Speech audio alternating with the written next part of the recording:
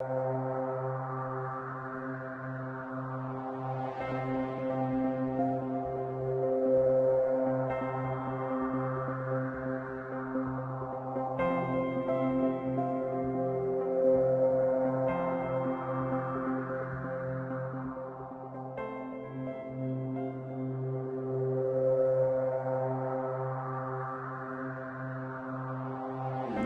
ladies and gentlemen, the lady I'm just about to bring to us is a motivational speaker, is an inspirational speaker, is a lawyer in the line of property. So in case you have any issues of wealth creation, matters property, matters land, this is the lady to talk to. Are you ready for her? Ladies and gentlemen, have we put our hands together to bring on stage one and only Madam Irene. Isn't she looking beautiful? Yes. Wonderful. Karibu Irene. Good evening, ladies and gentlemen. Good evening. We are glad to have you, and karibuni sana for our third session of Wealth Creation 101. And today we shall be discussing the 5 tools of wealth creation. Now, who can remember what we said wealth creation is the last time we were here? What is wealth creation? Anyone remembers? Wealth creation is the multiplication of resources, and it should happen when we are asleep. As Warren Buffett said, if you have not found something to do that brings you an income whilst you're asleep, you'll be working forever, isn't it? Once upon a time, there were 2 brothers, John and Julius, who were brought up in the same family by the same parents. They went to the same schools, had the same friends, and were brought up in the same neighborhood. But when they grew up, you found that John decided to continue with the line the parents were following, and that was hunting and gathering. So he would wake up in the morning and go out and hunt, bring back what he had hunted. They would kill it and roast it and feed on that. But his brother John was not happy with the way things were going, and he thought there must be a better way to do this. And so he sat home and thought, and because they were a religious community, I guess he would ask the help of God. And he got a revelation, he got an aha moment, and he decided that once he goes out, today he will get a female, and the next time he'll get a male, so that when he goes the 3rd time, he'll leave the male and the female mating, and they will reproduce themselves. Yeah? So what happened with time is that his herd grew, and he started feeding from the fruits of his herd, whilst his brother continued going out every day and hunting. This story is a very good illustration of what Robert Kiyosaki calls the cash flow quadrant. He says that there are 4 kinds of cash flow, and because there are 4, he calls them a quadrant. And you find that on the left there is employed people and self-employed people, and on the right there are business owners and investors. So what you will find is that these people are employed, only that the employed are employed by somebody else, and the self-employed are employed by themselves. Yeah? And you find the business owners and investors have employed other people. They're actually made wealthy by other people, as we will come to realize. And most of us Kenyans, 80% of us are on this side. 80% of us Kenyans, can you imagine that? That's a huge population. What's 80% of 40 million? 32 million. 32 million of us are here. And it's not our fault. It's because of our history. I remember when I was doing history, one of the reasons that we were colonized is so that we can be producers for the foreign markets. So we were being colonized so that we can produce coffee, cotton, or whatever it is for the foreign markets. And so what we have done in Kenya, because we're a very hard-working nation, is that we have perfected the art of production.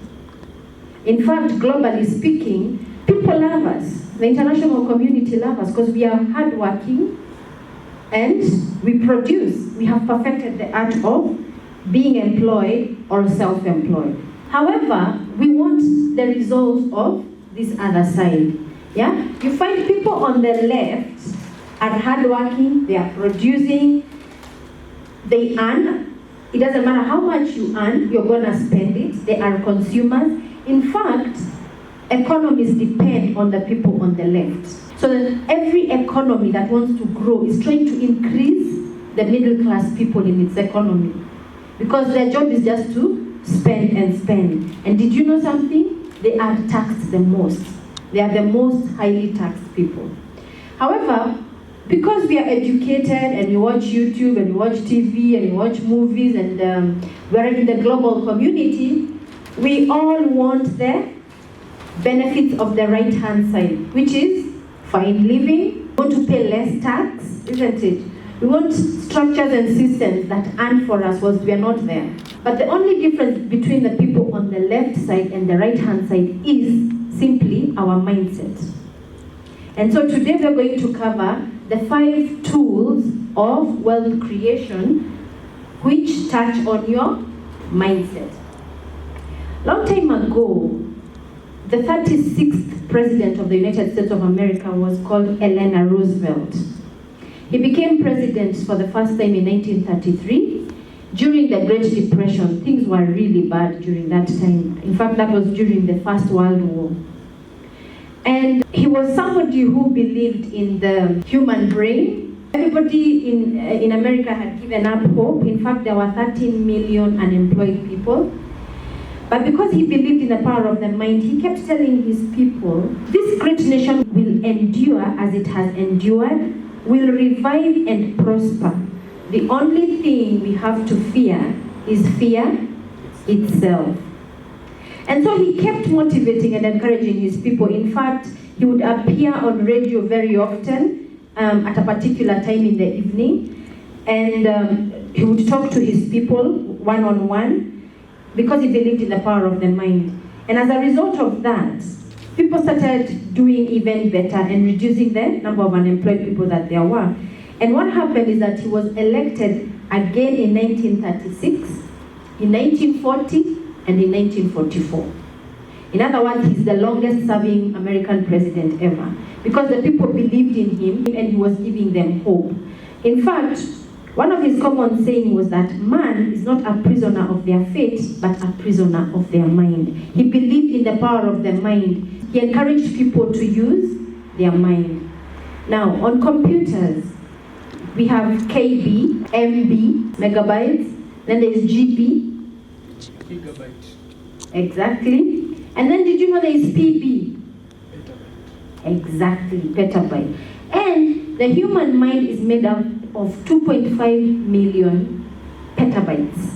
That means it can run a TV continuously 24 hours for 3 million years. Many of us do not know that we have that capacity in our minds, but even if you know, many people don't use it. Actually, it says that we only use 10% of our brains, isn't it? And supposing we used 100%, what do you think would happen? 100% of our brain. If you want to know what would happen, watch a movie called Lucy. There's a movie called Lucy. Watch that movie and you'll see what could probably happen if you used 100% of your brain. Of course, that's fiction, but there's no fiction. I believe there's no fiction. Whatever our mind can conceive cannot be fiction. So our mind is a very important tool. That is the first tool of wealth creation, your mind. We have to learn how to use our minds. And wealth creation is not just about money, it's a thinking game. And thinking is a product of our minds. We use our minds to think. And for our minds to think in the correct manner, we have to feed them with new information every now and then. Yeah? It cannot be the same yesterday, today, and forever. We have to introduce it to new information all the time. We have to use it. Your mind is a muscle. The more you use it, the more active it becomes. The interesting thing about the mind is that it does not sleep. Even when you sleep, as long as you are thinking, then you sleep. In the morning, it will give you a new idea. Or even when you're just traveling, it has a way of just popping up with ideas or talking to you. So it is important that you exercise your mind. Expose it to decision making. Yeah, make a lot of decisions, not just about yourself, even about others, and that way you're exercising your mind. Join organizations where you are required to make decisions. Sometimes those organizations might be too high for you, but join them anyway and learn how decisions are made, and then one day it is you who will be making those decisions. Your turn will reach. Okay? So we must exercise our minds. We must feed it with positive things, feed it with information that makes us better in finances, in whatever area that interests you. The other thing is that we should do is that we should ask our mind questions. And you just ask it, Sasa, hapa kunaendangaje? What happens here? What do you ask your mind questions. And then you just ask it a question, yeah? It won't answer you back immediately, but you've asked it a question. At some point, it will answer you. Because our mind is where all our ideas come from. That is the medium through which ideas come from. So keep asking it questions, it's going to give you an answer. Now, your mind also is the source of your thoughts. And wealth creation is a thinking game. You have to be thinking continuously. And it's also a math game. Thinking and maths. You have to be doing a lot of math. In fact, your calculator has to be your very good friend. Because you have to be doing math all the time. Does this make sense? Because somebody could tell you, I made 3 million. And you think, oh my God, you made 3 million. But they could have made 3 million after 3 years of struggling. Because you have to calculate how quickly were they able to make that 3 million and how much effort was used or costs to make that money. So your mind is the source of your thoughts, and you have to continuously be thinking money. A friend of mine told me, you have to think money, you have to think figures. Don't think cement. Don't make money and start going to buy cement. He says, think money, think figures, and you have to do the math. Your mind is also the source of your choices. It is said that we are a sum total of the choices that we have made. So your bank account is a sum total of the financial decisions you have made, the financial choices that you have made. So if you want to change your finances, you have to change the choices you are making. And for you to change the choices that you are making, you have to change the thoughts that are going through your mind right now. And I want us to do some small exercise. You're married, you have 3 children going to primary school, and you have decided with your partner that only one of you should be working. And then all of a sudden, you are retrenched. But you're given 10 million shillings. What would you do? 3 children in primary school, the one partner who was earning an income has been given early retirement, but you've been given 10 million shillings. What would you do?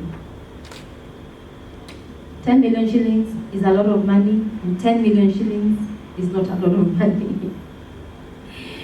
So, anybody want to tell us what they would do? Before I tell you what I think various Kenyans would do, anybody has an answer? There must be somebody who has thoughts and come up with an idea. Hamza, I heard you would sell tomatoes and onions. 10 million, how many sacks are those? Farming, I start farming.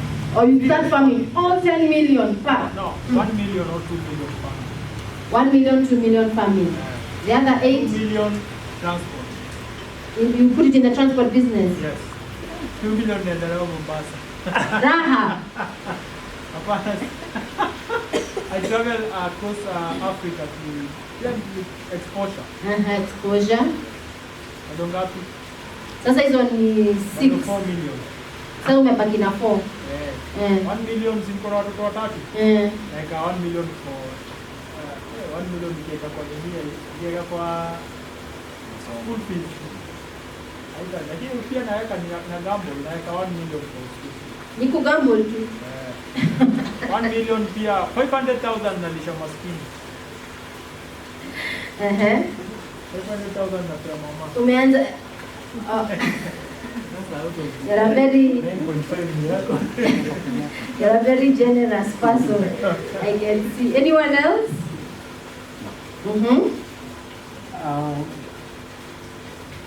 5% I pay school fees. 5% is how much? 5% is $500,000. 500,000. Mm-hmm. I pay school fees upfront for 2 years. Mm-hmm.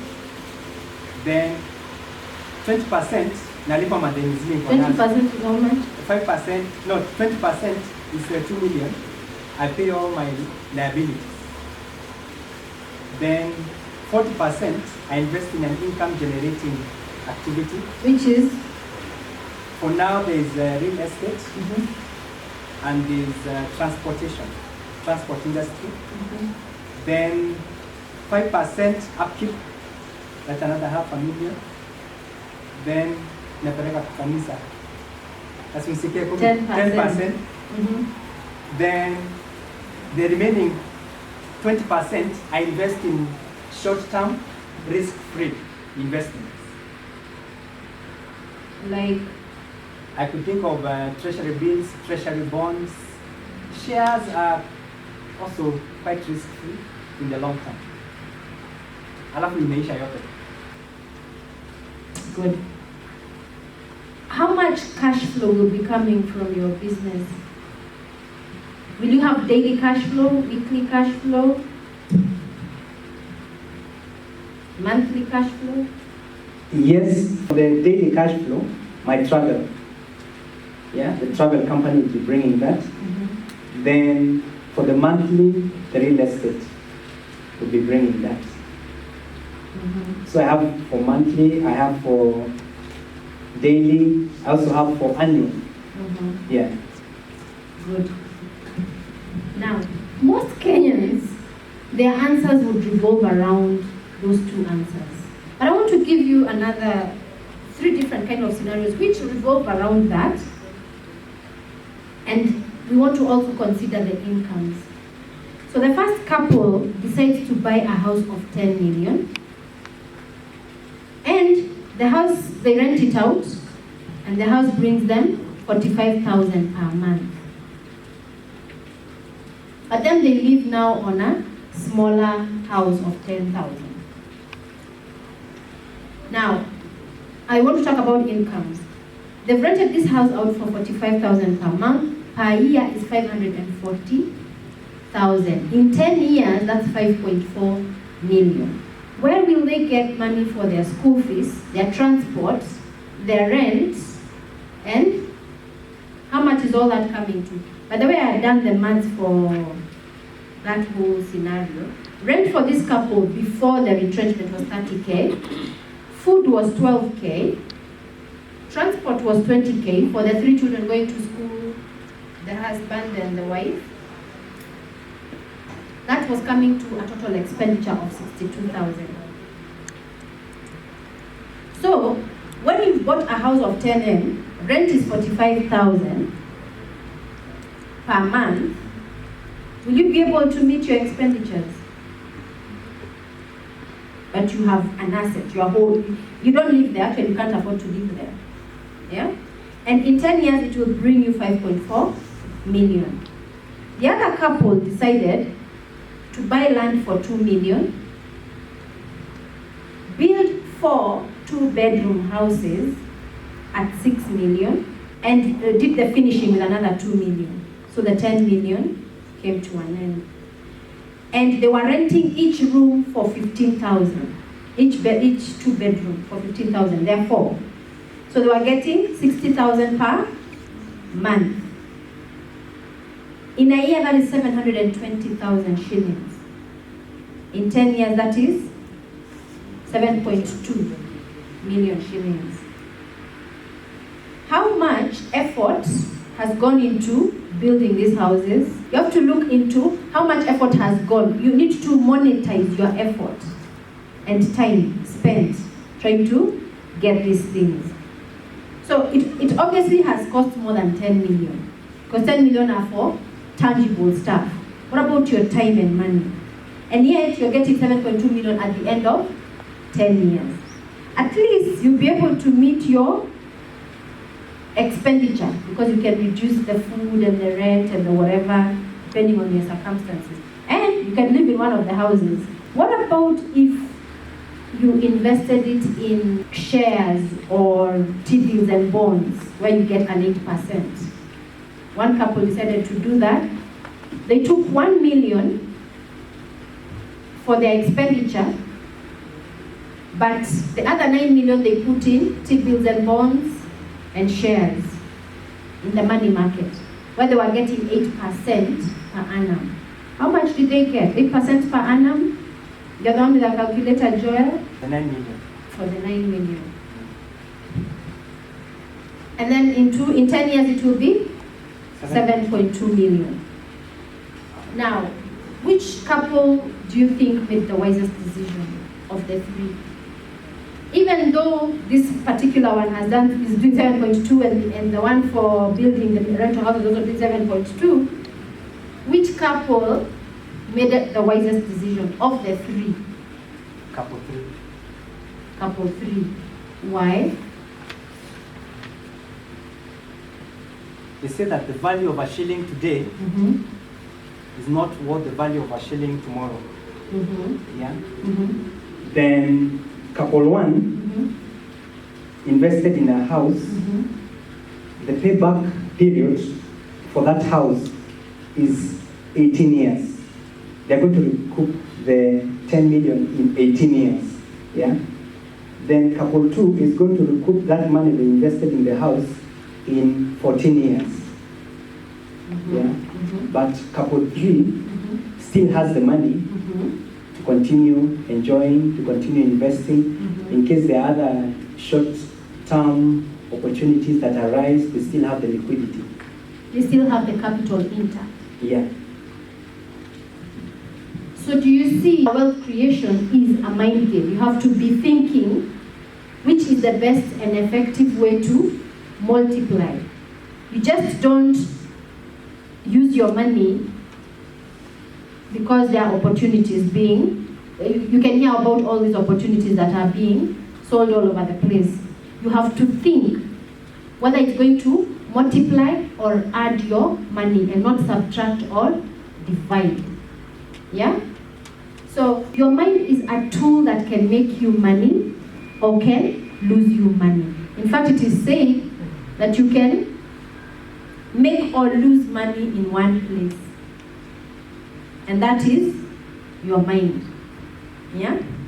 Robert Kiyosaki says the single most powerful asset that you have is your mind. If well trained, it can create you enormous wealth.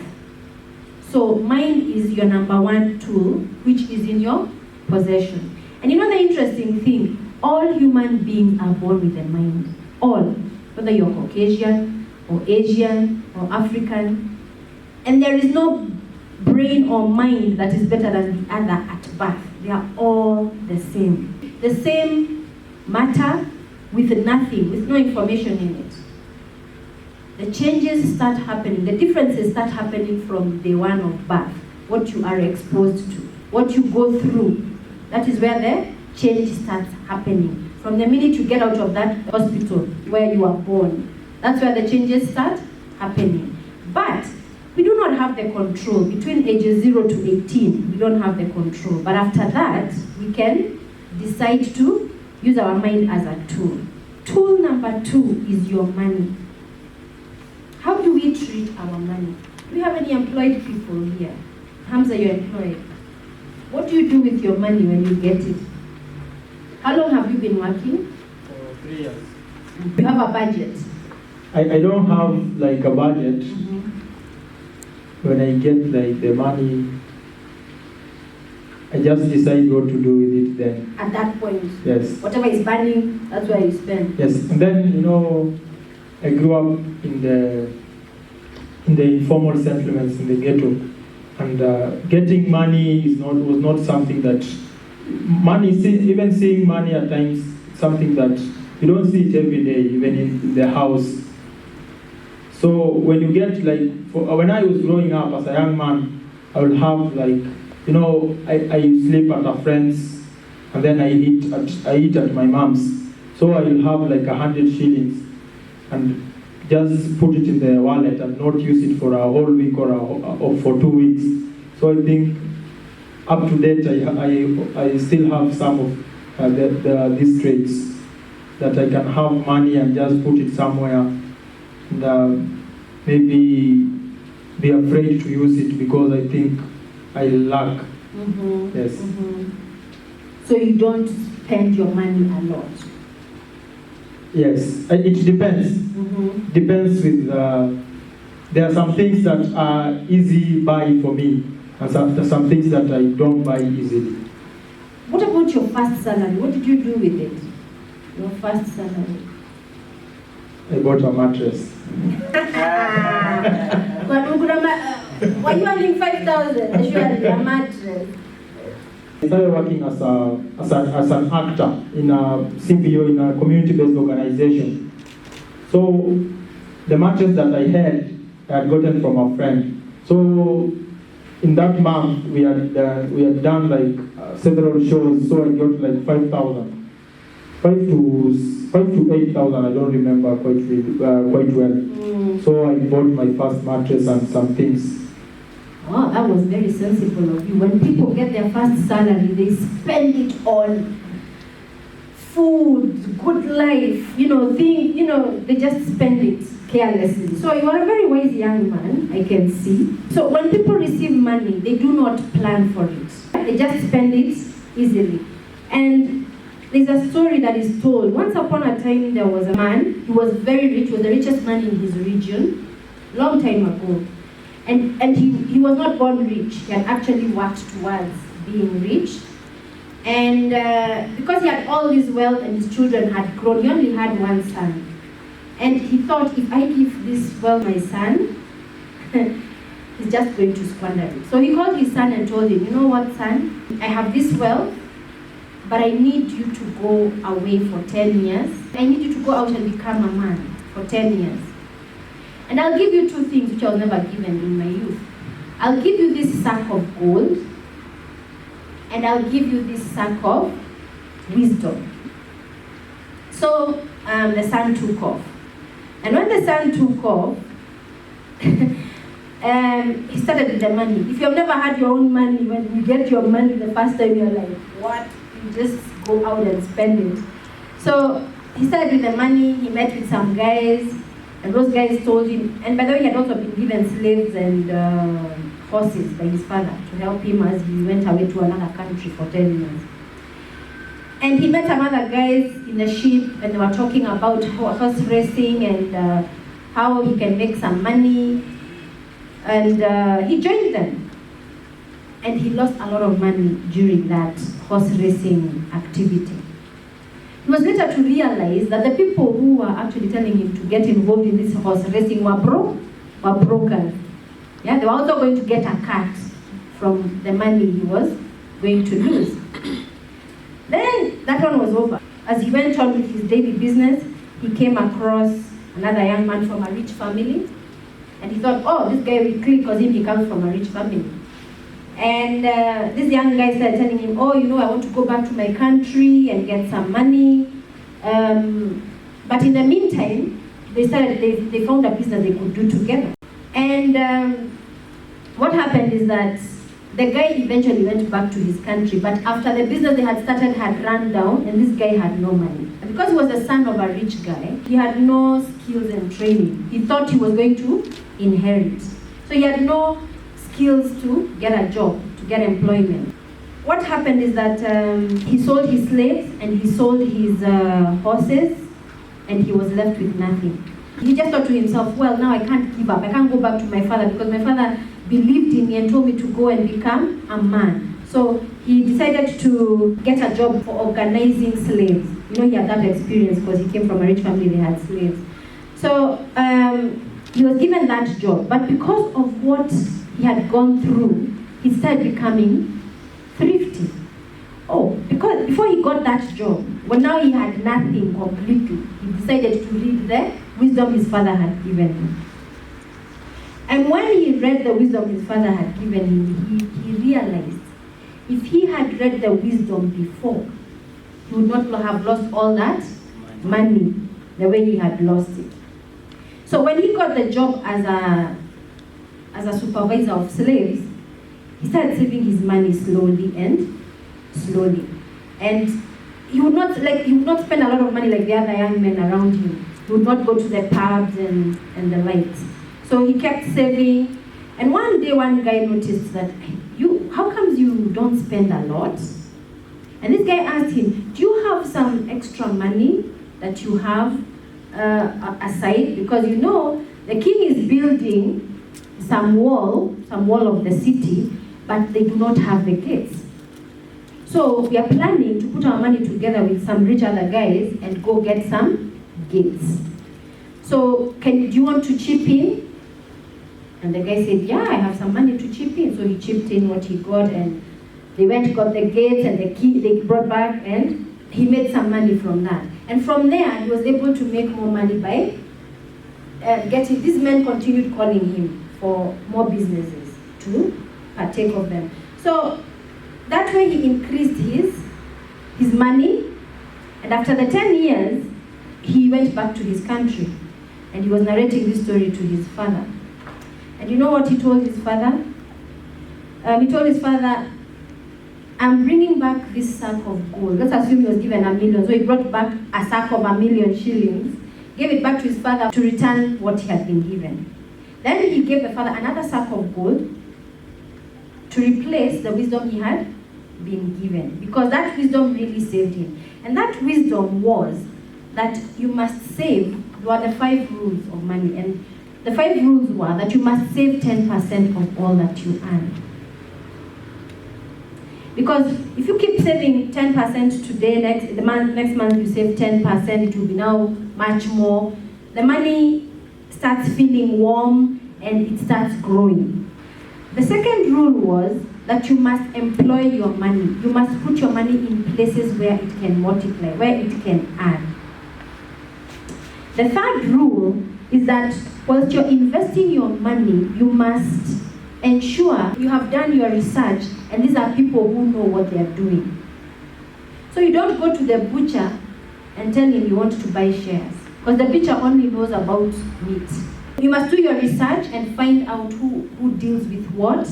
Do a lot of research so that you get a lot of advice and counsel from wise people on whatever it is that you're intending. If you put your money in a place where you have not done research, then you will lose it. Actually, the book says it flees away from you. I remember when I was working for one bank and I decided to leave, and I decided I want to go into media. I decided to do a 3-month course in ZTech. There was a college called ZTech next to where I was working. And I left that college because they were doing their stuff in a very ridiculous manner. That aside, the money I got, which was like $500,000, I spent it all on doing that media thing, and it all went there. And I remember, I didn't know anything, I didn't know much about media, but I thought I had a good idea. And God sent somebody and that lady called me and told me, Irene, don't spend your money on that thing. Don't do your pilot, don't spend money on that thing. People in the media are like ABCD, and I was like, yeah, right. I don't even know this lady, I've never even met her. But she called me and told me not to use my money on that. But I thought, I must do it, And I did it, and I lost all my money because I had not done my due diligence, enough due diligence, and been advised by the best, or people in that industry well enough. So, you must do a lot of due diligence and get advice. The 4th rule is that you must not spend your money on unfamiliar businesses. Unfamiliar businesses are, again, things that you are not aware of. And the 5th rule is that you must not put your money in impossible tasks, like pyramid schemes. Because when you put it in such things, it doesn't know what to do. Because this is something that doesn't work. So what does it do? It flees. It flees away from you. This is a story from a book called The Richest Man in Babylon. And when I read that book, the idea that I got is that money is a spirit. We take money like paper. hii ni paper tu natumia to buy bread and milk and things like that. There's a spirit that surrounds money. If you treat it well, it will be attracted to you more. So this guy, Akkad's son, realized that if he had read the laws, then he would not have lost all his money. In Kenya, how do we apply this? There's another tool called the circle. A circle is a wealth creation tool, but most Kenyans do not know that. Most Kenyans save in the circle so that when it's time to pay school fees, you run there and borrow. For these two small things, you just run there and borrow. But the circle, you should use it as your wealth creation tool. Now, if you're working, save 10% in the circle. If you're not working, decide how much you will be saving per month in the circle. Every month, you must save a certain amount. I remember a friend of mine introduced me to these circles, and she introduced me to the circles after I had met the guy who had built the house that I live in. The guy that built my house reached class, I don't even know that there was class 7. He dropped out somewhere. But he started being an apprentice to a builder because he wanted to build. He's an old man now, so he has a lot of experience in building. So he built my house. At that time I was working in the bank, I had money. But I met him when I had left the bank and I was at my lowest. I had no income. I just started now my law firm in 2013. And the guy looked okay. You know, his network, from what he was taught, his arm was buying meat. Can you imagine his arm was buying meat? And the guy I paid to build my house. Now, I was at my lowest. In fact, I used to go walking on the streets and asking God, now, what do you do? Because I knew no one. I started a law firm in a place I don't know anyone. But I have faith and I have my God, you know. And then I met him. He doesn't live in Ngong. So I asked him, what are you doing here? And he said, telling me how he saves, he had come to his circle and how he saves and blah, blah, blah, blah. So I asked him, who guarantees you? Because I knew circles, you have to be guaranteed. Anyway, that same day, we went and opened a circle for me. Yeah? And the guy's net worth at that particular moment, and he's the one who built my house, was higher than mine. That's a guy who reached class, I don't know what. He didn't even reach class 7 or 8. Yeah? So I learned about the power of the circle. So then one day, my friend and I, I told her, if we save 100 shillings every day in the circle, how much would we save per month, per year? And we realized per year we would save 36,000 shillings if we just saved 100 shillings per day. If somebody came and asked you right now to give them 36,000 shillings, do you have it? Can you lend them? And 36,000 shillings is very little money, by the way. But also it's a lot of money. So I was introduced to the circle and we agreed we shall be saving a minimum of 100 shillings per day. What happened is that in our work, when you get more money, you actually put it in the circle. So we found in a year we had saved more than 36,000 by far. Now a circle also is a place where your money can labor for you. You can borrow money. And you can borrow 3 times more than your savings. But you have to be guaranteed by other people. But if you don't have anyone to guarantee you, you can guarantee yourself. You can borrow 80% of your savings. Now this guy, the one who built my house, told me he doesn't need guarantees. He guarantees himself. So what did he do? The first loan he took, he bought a piece of land. He repaid the loan. Now that title is what he uses to secure all his borrowings. And you remember, the land is appreciating in value. So you can borrow from the circle, 3 times more your savings, or you can, if you don't have anybody to guarantee you, you can borrow 80% of your savings. What does that do to you? It encourages you to save more. So if you want to borrow 100,000, you increase your savings. Yeah, so it motivates you to save even more. Now, when you borrow from a circle, What's the interest rate? 12%. 12%. There is no other financial institution that charges you 12%. They are the only ones, 12%. And it's on a reducing balance. Yeah? So what that means is that if you pay your loan in a lump sum, you'll only be charged interest for what you have not paid. Or some of the bank loans, you're charged a flat rate. So a SACCO is a good place to go. It increases your money, it protects your money, and the rule with the SACCOs, never ever withdraw your money.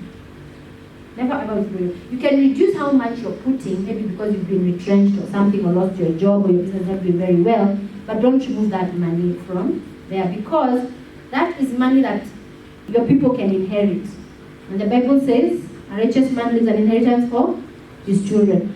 Also, it motivates you to continue saving. Do you know the richest profession in Kenya? It is the teachers. The teachers are the richest professionals in Kenya. And do you know what they use to grow wealthy? The SACCO. Mwalimu SACCO is the biggest SACCO in this country. And teachers don't borrow for subsistence living, because you see, a teacher normally lives where the school is, so he or she does not use transport. He or she lives in their own house normally, or even if they are paying rent, not a lot. I think they stay within the school compound. And their children's taste buds are not very spicy. After church, it's not Java and ice cream and wherever else. Nyumbani, you eat yesterday's githeri, ugali, and life goes on. The children's taste buds are ziko sawa. So, and then what you find is that a teacher always has a place where she plants the sukuma wiki and the whatever. She knows, because she can't go to the supermarket every day. So what happens to her salary? And then very few teachers are single. You know, marriage is another financial too. If used properly, marriage can be a financial. There are very few of them are single. So the husband brings something also. See, that's another source of income. Then she always has a cow or something where she's getting her daily cash flows. So what happens to her salary? Savings. She's paying the SACCO loan. And I'm telling you, it takes them forever to pay that loan. But that's the loan she used to buy the cow. The next time she buys something else, he or she buys something else, which is income generating. So we need to learn from the teachers and to use the SACCO. So before we spend our money, we need to plan, sit down and plan your money. You need to see your money as a seed. It needs to be increasing. Your money should be able to provide you with a fruit and another seed which you need to plant. And ensure that you have no income leakages, that your money is not leaking from anywhere. The third tool is your time. Redeem the time. Once upon a time, I was checking out on Google, and I realized that what is the time is Googled more times in Kenya than who is God, which was very shocking, because we do not respect time as our people. In fact, when we book an appointment with each other, we ask each other, is this African time or British time? Because we don't keep time really. And those of us who came for our first session, we talked about that there are 3 days in one day. Yeah? Because there are 24 hours. When you divide those 24 hours into 3, it is 8. Yeah? So we have the 8 hours when we are working, we have the 8 hours when we are sleeping, and there's also another 8 hours when you should be really making money. But most of us are oblivious to that fact, so we waste a lot of, we don't even realize there's another 8 hours. What we do in those 8 hours is what determines whether we make it or break it. I'd like to ask you a question. Supposing you're given a condition and you're told that you'll be given 86,400 shillings every day, but whatever you're not able to spend that day is taken away from you, at 11:59 p.m. But the following day, you'll be given another 86,400 shillings. Would that change the way you treat the 86,400 shillings? Yes. How? You know, I'll give an example. You know, if you subscribe to... Like for example, Airtel Unlimited, you know, if it's 50 shillings per day, you are given 20 minutes free. If it's 100 shillings, you know, you are given is it 50 or 40 minutes of free talk time.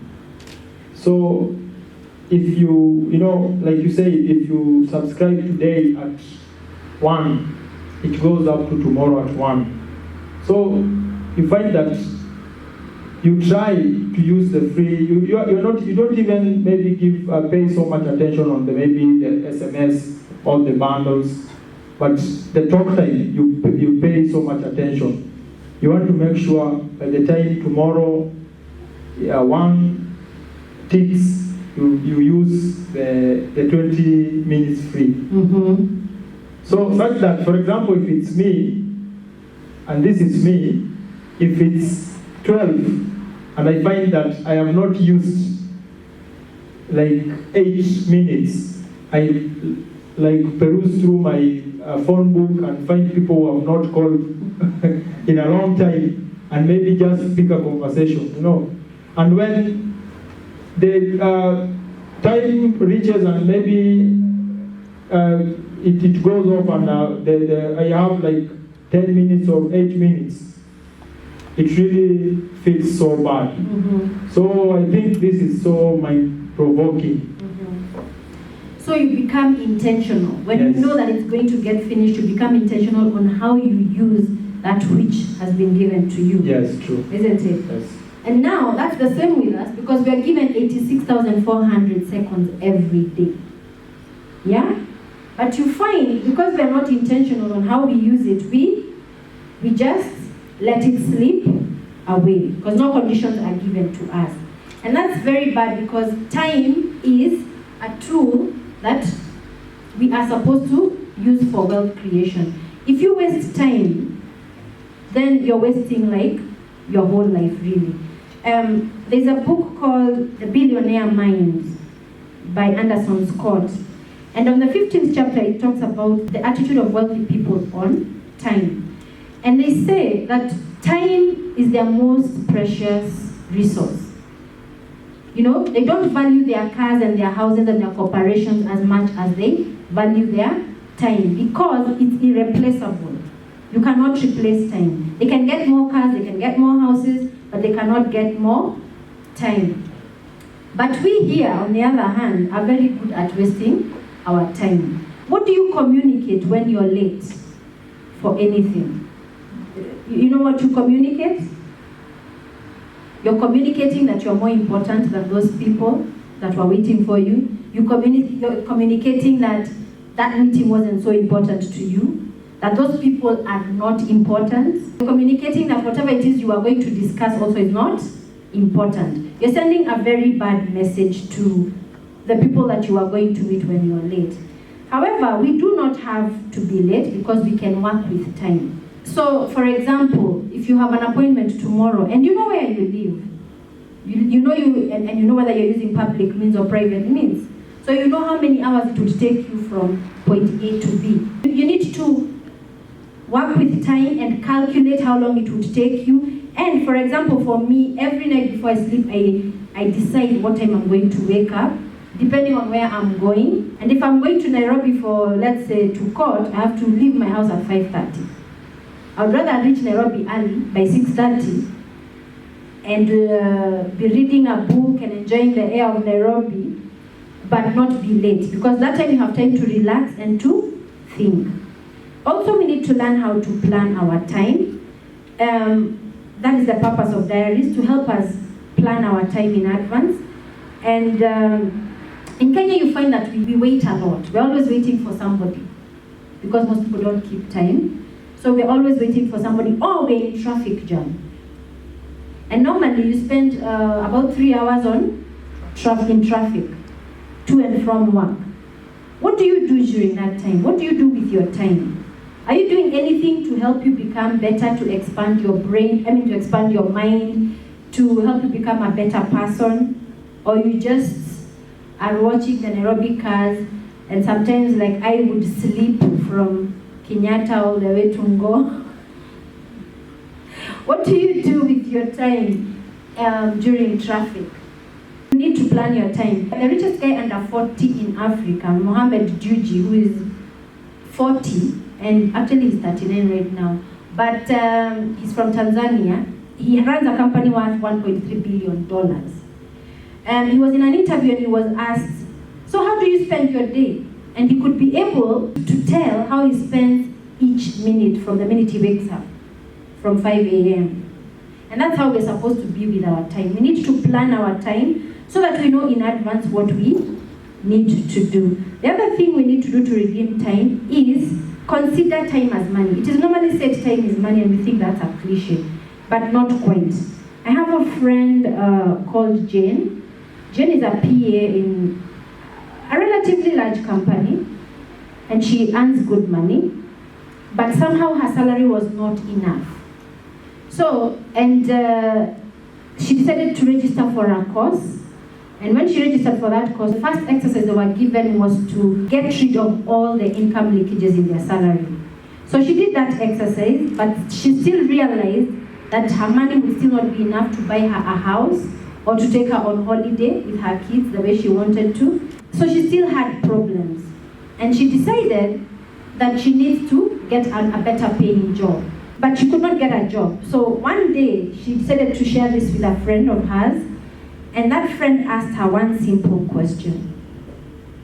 Why are you looking for another job? Why are you looking for a solution from outside yourself? And she was like perplexed. And her friend asked her, okay, let's just look at your schedule. How many hours do you watch? How many hours of TV do you watch during the week? And she said, Monday to Thursday, I watch 3 hours of TV every day. Friday, I watch 6 hours. Saturday, I watch 8. And when they put all those hours together, they were 32 hours per week, which worked out to 1,664 hours per year. And those were 56 days in a year. And so her friend asked her, if you were given 56 days off from work, what would you do? And she said, well, I would attend some investment course and some cookery course because I love cooking.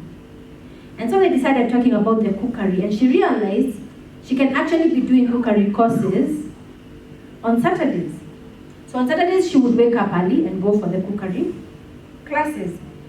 And instead of sleeping in as she would normally do previously. And then what happened is that, actually not cookery classes, bakery classes. She would go now and do bakery classes. And she learned how to bake. She learned a new skill. What she then did is that she started baking cakes and taking to her colleagues at work. And what she realized is that just in the 1 month of doing that, she was able to make 25,000 shillings more from that. So when we say time is money, we need to be careful how much time we are wasting instead of using it to make more money. Remember the 8 hours we talked about earlier that we leave at stake. So we need to be more conscious of how we spend our time.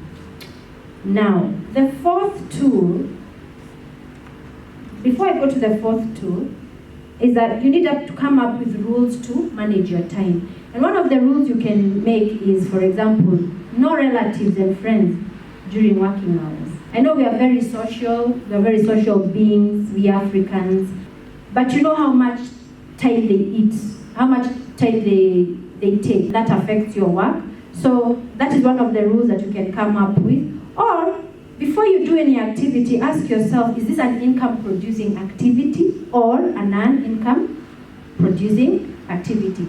Sometimes an activity might not produce cash immediately, but it could be a networking opportunity. That is future cash. It may not be current cash, but future cash.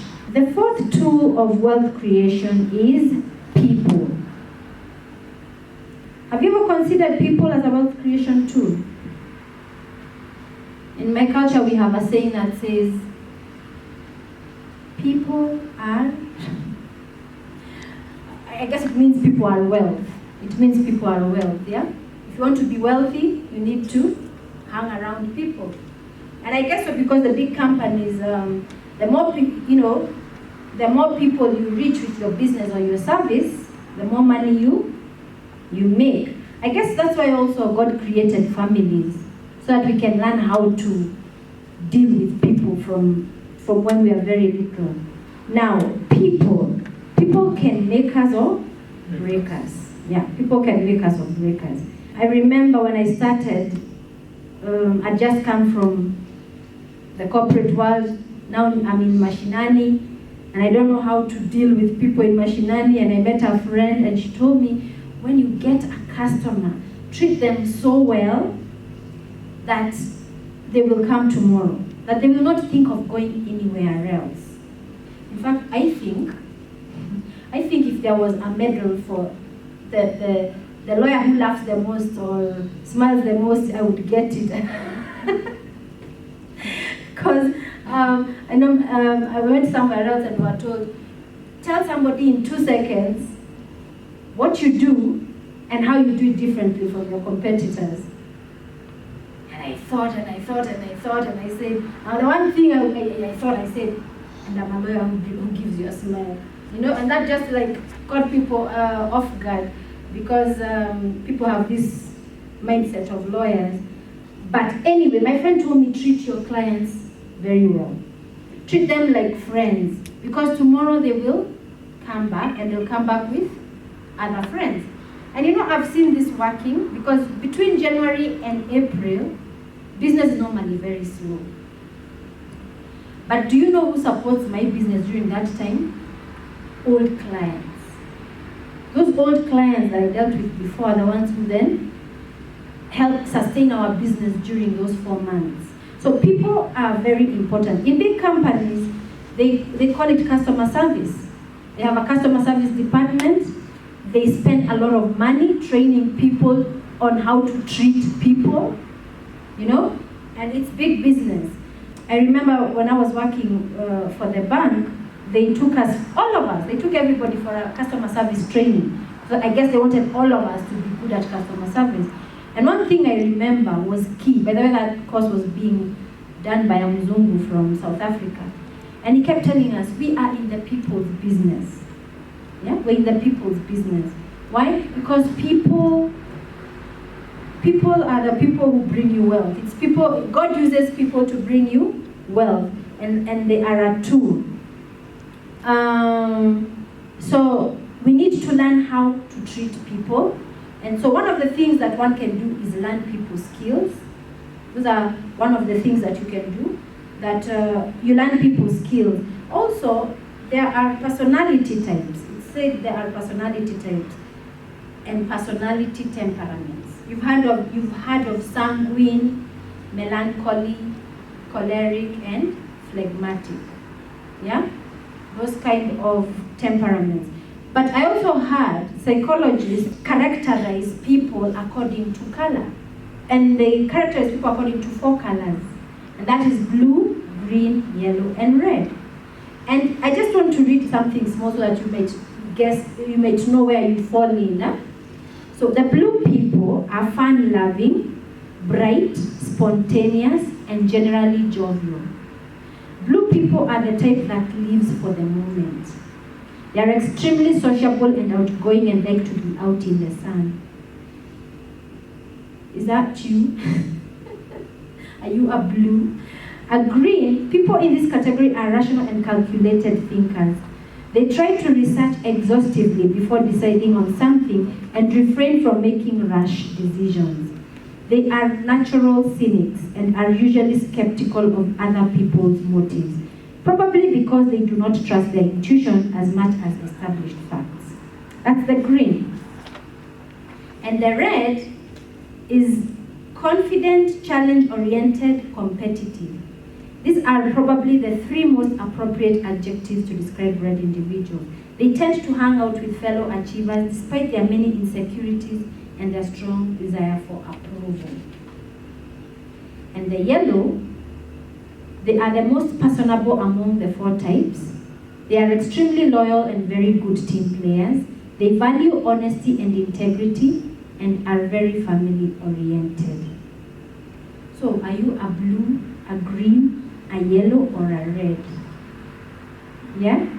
Now, this is very important because if you are a business person or a salesperson and you go to meet a client, you can be able to tell if someone is red or if someone is green by the conversation that you're going to have, and therefore then you can know how to drive your conversation. So it's good to know these personality types and these temperaments so that you can use them when dealing with people.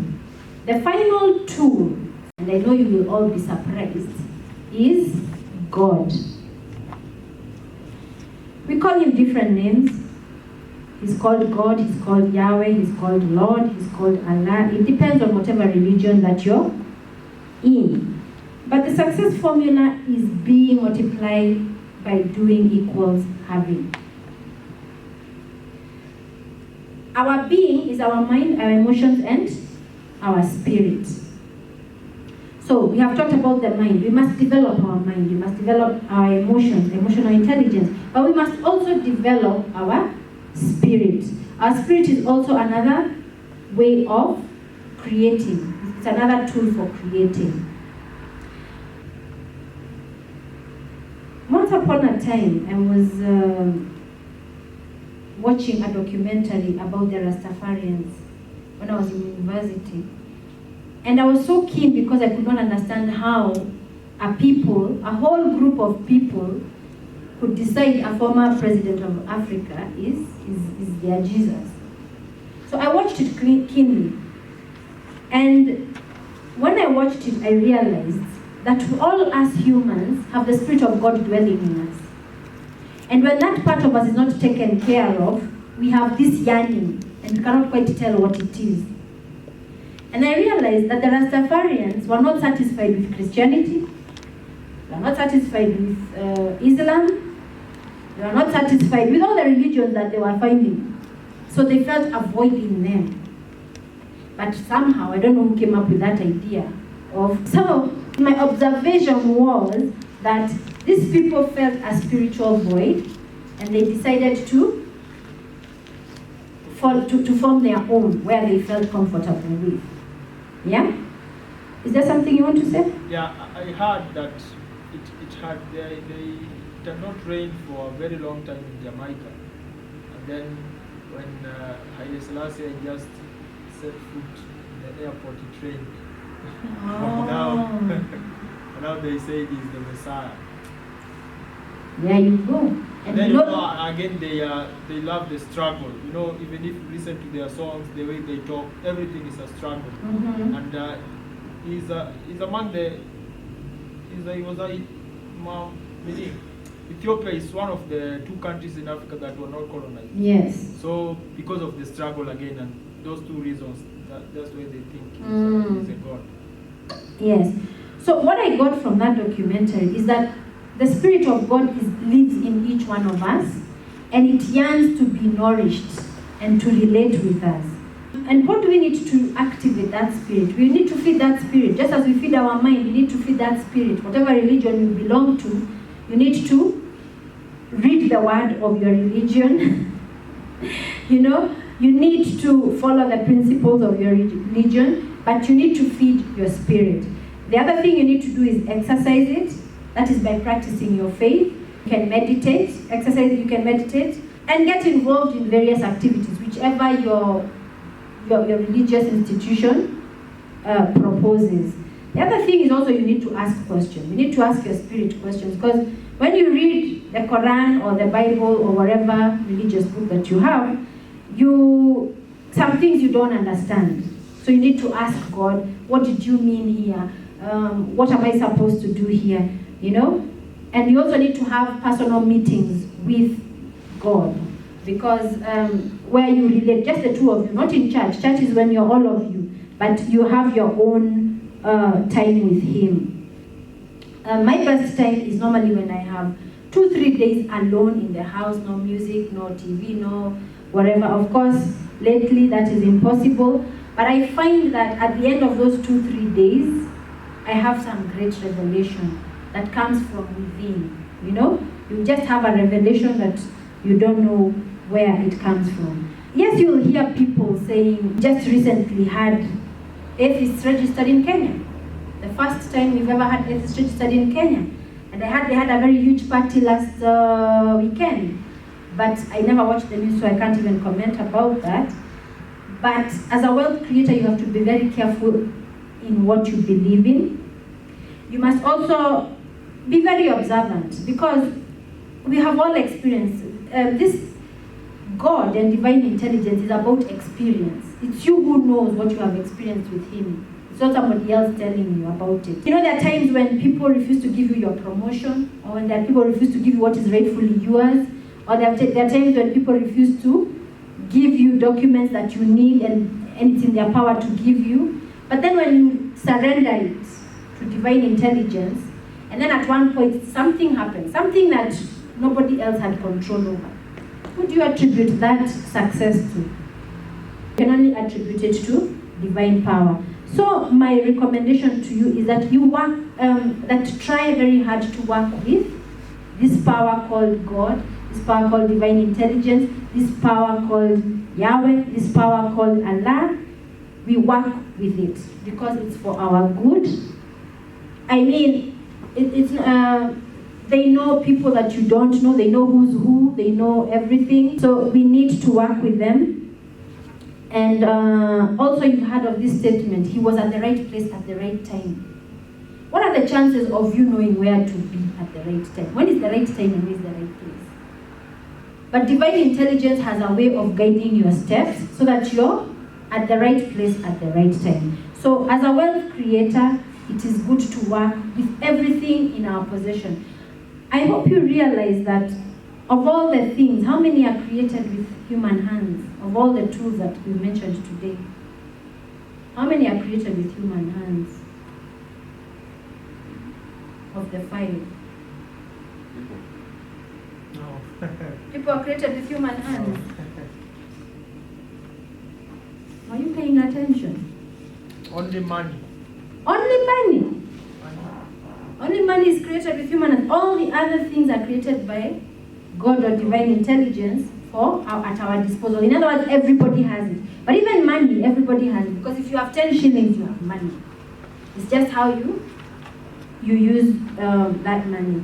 Finally, there is something called the law of leverage.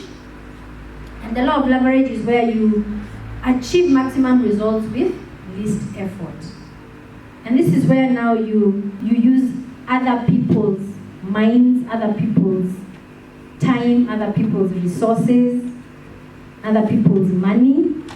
I remember there was once a contractor who was trying to get people to excavate some ground so that he could build. And there were two people who applied for that position. One decided, they were being paid 300,000 shillings. One person decided that he's going to use 50,000 to get these excavating machines to excavate the land, and then and he was able to do that within a week, within 7 days. But the other person decided he was going to get human labor and dig that whole thing. In fact, it took them more than a month, all because he wants to keep more money to himself. What he didn't realize is that the guy who used 50K was able to finish within a week and go and get other jobs, you know? So we have to think of how we can leverage on everything that we have. Finally, when I remember after I left the bank and whatever I had planned did not work, so I was at home and my kids were in secondary school boarding. I was all alone and I had all these books that I had bought. There was the Millionaire Mind, the Trillionaire Mind, the Millionaire Mind. I had all these books. And I had read them, but how comes I was in the position that I was in? Unemployed, I didn't know what to do. And I And I just wondered, I asked God a question and he answered. And the thing that he told me is, you have all the knowledge, but you did not do what you had learned. So I had not applied the knowledge that I had acquired. So you find that you can get all the knowledge, because in fact our education system teaches us all that. You can acquire knowledge but not apply it. And when we don't apply it, we don't see the results in our life. So in conclusion, in any given moment, we have two options. To step forward into growth or to step back into safety. Asanteni sana for your time, and God bless you until we meet next month, 2nd of June. Kwaherini.